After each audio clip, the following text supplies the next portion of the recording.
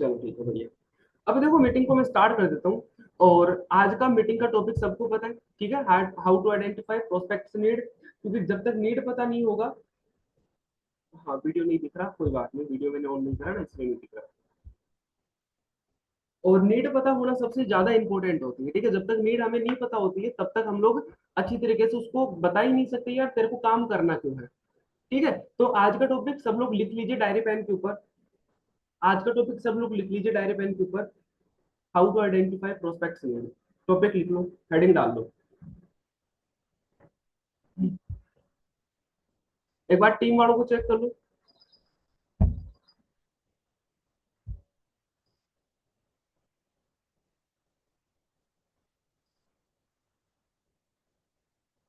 डाल लिया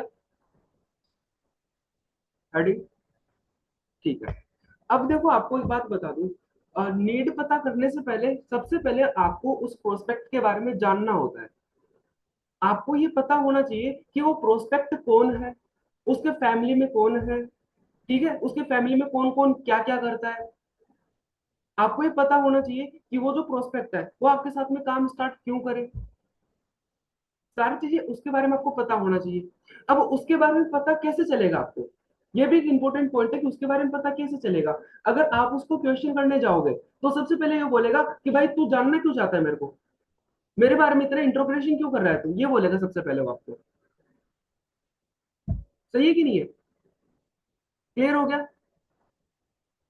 ठीक है। अब इसके लिए क्या करना पड़ेगा, इसके लिए आपको रिलेशन बिल्ड करना पड़ेगा।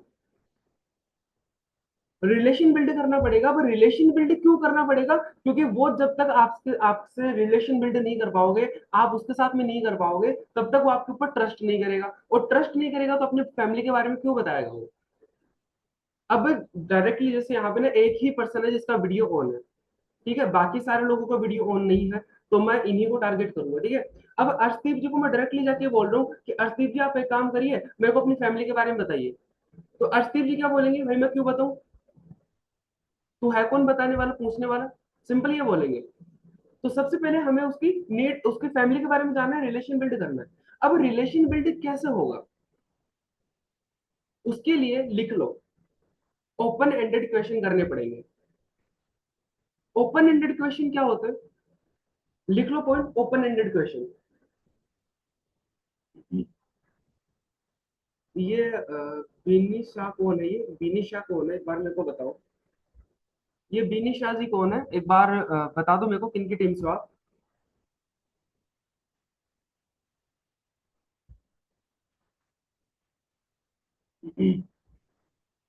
ठीक है। ओपन एंडेड क्वेश्चन क्या होता है, अब ये लिख लीजिए। ओपन एंडेड क्वेश्चन होता है ऐसे क्वेश्चन जिनका शॉर्ट में आंसर ना दिया जा सके। एग्जाम्पल, जैसे अभी मेरे को रूपा जी दिख रहा है, रूपा जी को बोलूंगा कि रूपा जी आप कहाँ से हो, वो बोलेंगे मैं तो यहाँ से हूँ, ठीक है? अब मैं बोलूंगा अच्छा जाहिदा मैम की टीम से हो, चलो ठीक है, बहुत बढ़िया, कंटिन्यू करते हैं, ठीक है? अब रूपा जी को बोलूंगा, रूपा जी आप क्या करते हो, रूपा जी बोलेंगे मैं तो ये करता हूँ, ठीक है? अब दूसरा क्वेश्चन मेरा क्या होना चाहिए, रूपा जी आपको सबसे अच्छा फ्लावर कौन सा लगता है और क्यों लगता है, सबसे अच्छा फ्लावर कौन सा लगता है और क्यों लगता है। अब रूपा जी बोलेंगे मेरे को तो ये लगता है, और वो उसका फिर पूरा डेफिनेशन देंगे। अब डेफिनेशन मतलब 3 4 5 लाइन का होगा। इस तरीके से आप उनको बोलिए कि आप जैसे क्या पढ़ाई करते हो, बोलेंगे मैं तो बीएससी कर रही हूँ। आप बीएससी क्यों कर रहे हो, आपने बीएससी ही क्यों सिलेक्ट करा, फिर वो थोड़ा सा आपको लॉन्ग में आंसर देंगे उसका। ठीक है। अब उनको बोलो कि आप एक काम क्यों करना चाहते हो, फिर वो आपको पूरा डेफिनेशन देंगे कि मैं ये काम इसलिए करना चाहती हूँ, इसलिए करना चाहती हूँ, इसलिए करना चाहती हूँ। अब जब वो आपको अपने बारे में बता रही है या फिर बता रहा है, तो आपके पास में डायरी और पेन होना चाहिए, और आप हर एक चीज को नोट डाउन कर लो। क्लियर हो गया? तो ओपन एंडेड क्वेश्चन क्या होते हैं पता चला आपको? ओपन एंडेड क्वेश्चन क्या होते हैं पता चला? ठीक है, ओपन एंडेड क्वेश्चन करने। अब नेक्स्ट पॉइंट क्या होता है, नेक्स्ट पॉइंट ये आता है कि आप उससे जब ओपन एंडेड क्वेश्चन भी करोगे, तब भी वो आपसे क्वेश्चन करेगा। क्या क्वेश्चन करेगा? कि मैं आपको क्यों बताऊं। एक तो देखो आपको पता है मार्केट के अंदर अगर आपको किसी को भी कुछ पूछना है तो उसके लिए सबसे ज्यादा मैटर करता है कम्युनिकेशन स्किल और कॉन्फिडेंस। कम्युनिकेशन स्किल और कॉन्फिडेंस, तो लिख लो ये पॉइंट, कम्युनिकेशन स्किल और कॉन्फिडेंस। लिख लो ये पॉइंट, कम्युनिकेशन स्किल और कॉन्फिडेंस।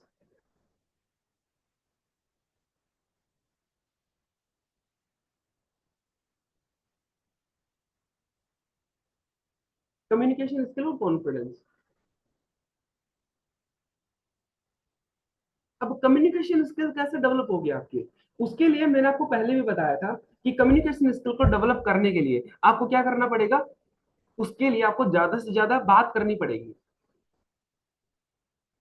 ठीक है, आप अपने आप से बात करो, आप प्रोस्पेक्ट से ज्यादा बात करो। ठीक है, अपने लाइनों को देखो, आप प्रोस्पेक्ट को ज्यादा से ज्यादा सुनो। जब सुनोगे तब आपको कुछ ना कुछ लाइनें पता चल जाएंगी कि यार मेरे को इस टॉपिक पे बात करनी है, तो आप उस टॉपिक पे बात करो। तो कम्युनिकेशन आपको बढ़िया हो जाएगा। अब दूसरा पॉइंट क्या आता है, जैसे आपने कम्युनिकेशन बढ़िया कर लिया, कॉन्फिडेंस। कॉन्फिडेंस कैसे आएगा?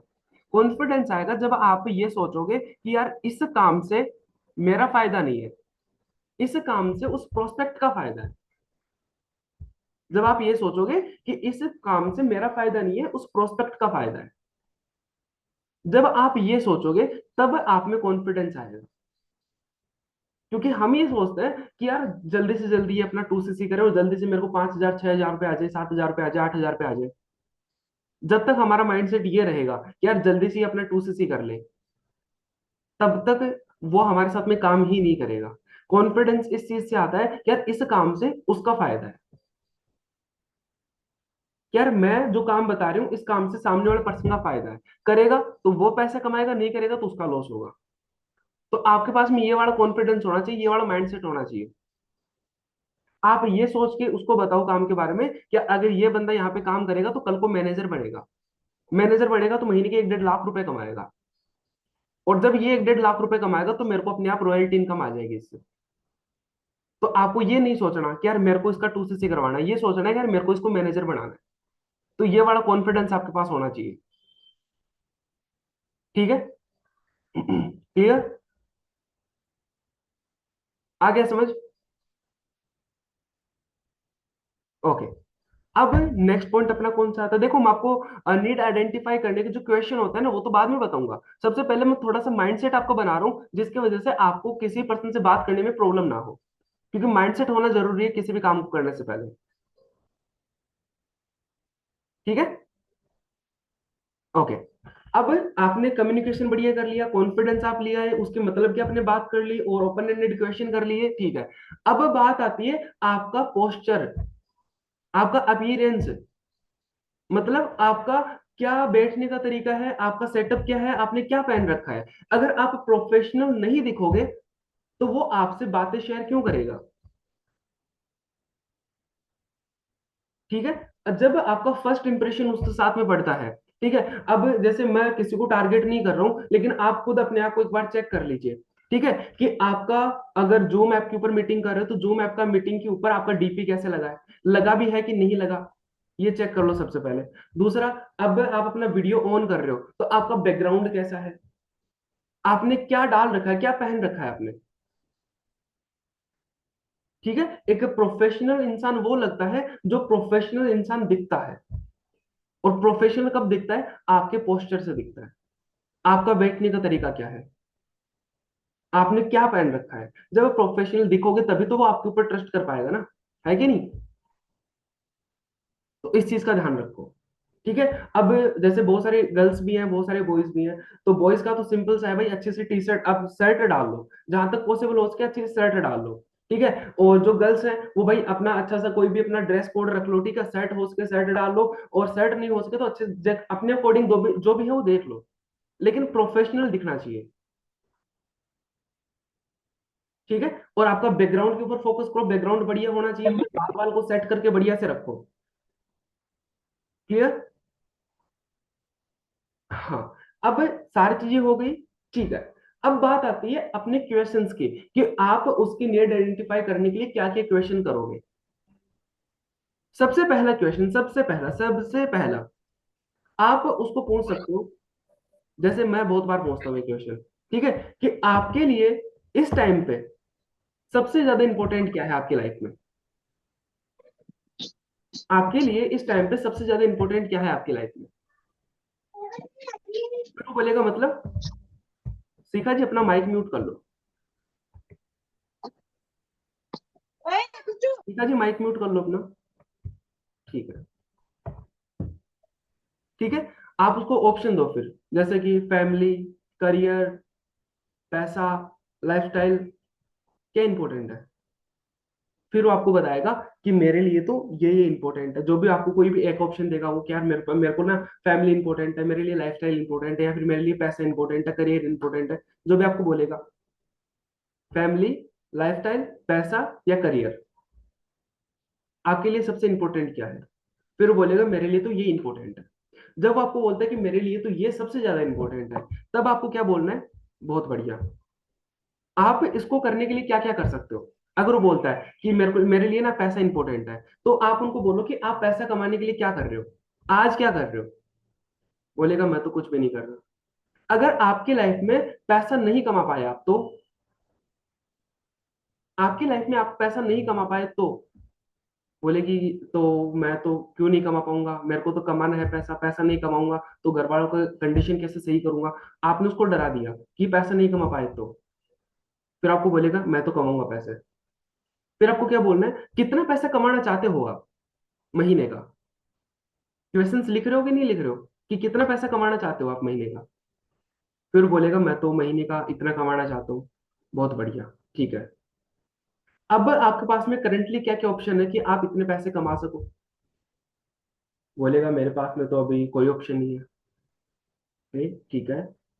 कैसा रहे कि मैं आपको एक ऐसा तरीका बता दूं जिससे आप अपनी पैसों की प्रॉब्लम को खत्म कर सको अपनी पढ़ाई के साथ में? बोले कि बहुत अच्छा रहेगा। उसकी नीड क्या है? उसकी नीड है पैसा।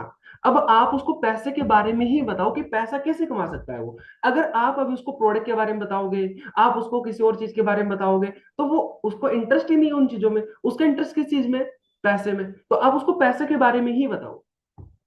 पहला आपने ऐसे नीड आइडेंटिफाई कर ली। अब दूसरा तरीका, जहान सर का सबसे फेमस तरीका, आप क्या करो, आप उसको बोलो, जैसे निशा जी है मेरे सामने, वीडियो ऑन कर रखा है इन्होंने, ठीक है। निशा जी को बोलूंगा, निशा जी अगर मैं अभी एक जादू की छड़ी आपको दूं, अब अगर मैं आपको एक जादू की छड़ी दूं, तो आपको मैं बोल रहा हूँ इस जादू की छड़ी से आप कोई भी आप 3 विशेष पूरी करवा सकते हो। कोई भी पूरी दुनिया में, मतलब जो आप चाहते हो वो 3 विशेष पूरी करवा सकते हो। तो आप क्या विशेष मांगोगे उससे? अब निशा जी बोलेंगे मेरे को गाड़ी चाहिए, घोड़ा चाहिए, बंगला चाहिए, ये चाहिए, वो चाहिए। ठीक है। बिल्कुल। आपने क्या करा, उसकी नीड को लिख लिया डायरी पेन पे। ओके। ठीक है, आपने लिख लिया डायरी पेन पे। ओके। फिर आप बोलो कि अब एक काम करो निशा जी, मेरे को वो जादू की छड़ी वापसी दे दो। अब निशा जी ने आपको अपनी जादू की छड़ी दे दी। अब बोलो कि आपके पास में क्या ऑप्शन है, क्या तरीका है कि आप अपने इन ड्रीम्स को पूरा कर सको, इन विशेष को पूरा कर सको।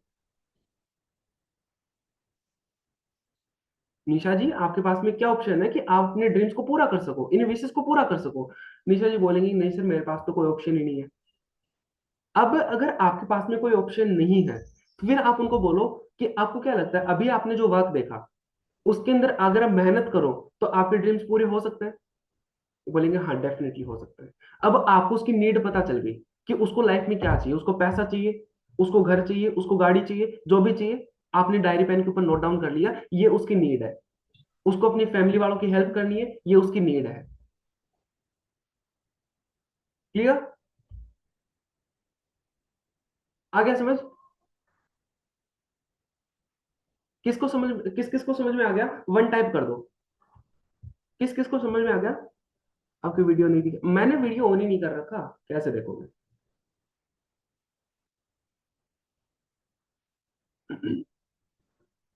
बहुत बढ़िया। अब सब लोगों ने क्वेश्चंस लिख लिए कि क्या क्वेश्चन करने हैं?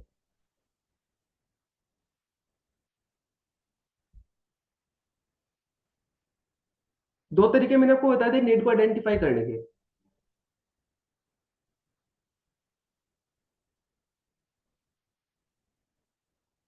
ओके। चलो बहुत बढ़िया। अब ये सिंपल से 2 तरीके हैं जिससे आप अपनी नीड को आइडेंटिफाई करते हो, अपने अपने प्रोस्पेक्ट की नीड को आइडेंटिफाई कर सकते हो। इस तरीके से आप करिएगा, और इस तरीके से आपके पास में बहुत अच्छा रेशो आ जाएगा। अब आप इस नीड को, जो उसकी नीड है उसको लिख लीजिए डायरी पेन पे, और फिर इन फ्यूचर में जब आप उसका फॉलोअप कर रहे हो, उसके आप जब क्लोजिंग कर रहे हो, उस टाइम पे आप वो को बोल रहे हैं कि यार मेरे पास पैसा नहीं है, तो फिर आप बोलो कि भाई तेरे को काम क्यों करना था, उसको याद दिलाओ कि यार मेरे को तो इसलिए करना था, इसलिए करना था, इसलिए करना था। बहुत बढ़िया। तेरे पास में भी दो ऑप्शन है। पहला ऑप्शन ये है कि अभी के अभी तू फॉर एवर को छोड़ दे, बोल दे मेरे को नहीं करना फॉर एवर। और दूसरा, फॉर एवर को छोड़ने के बाद में तू अपने ड्रीम्स को देख ले कि कैसे पूरा करेगा। बोलेगा मेरे पास में तो कोई ऑप्शन नहीं है, उसको बोल कोई ऑप्शन नहीं है ना, तो फिर अपने ड्रीम्स को पूरा कैसे करेगा तू, ये बोल। उसको डरो फिर अच्छे से, फिर ये क्लोजिंग का पार्ट आ जाता है। इस चीज को हम लोग ना नेक्स्ट मीटिंग के अंदर देखेंगे कि आप अपने इस नीड को बेस बना के कैसे आप क्लोजिंग करवा सकते हो। ठीक है, तो आज के मीटिंग में आपको आया समझ में कि नीड को कैसे कैसे आइडेंटिफाई कर सकते हो आप।